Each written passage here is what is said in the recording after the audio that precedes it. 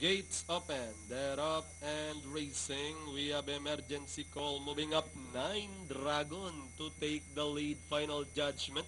Touch of Gold moving up on the outside. Sahara Knight sneaking in down on the inside. Tarlac and Magic Mysteries is in behind them. Heading towards the last 600. 9 Dragon in command by a neck running by the rail. Is entry number 1 final judgment. Sahara Knights now moving up to take third and racing in fourth. Touch of Gold followed by Emergency Call, Tarlac and Magic Mysteries with final 400 meters to go. Final judgment now takes command. Sahara Knights is running by the rail. 9 Dragon drops back in third. Touch of Gold sneaking in is Tarlac and number 2 Emergency Call. With the last 150 more to run, final judgment.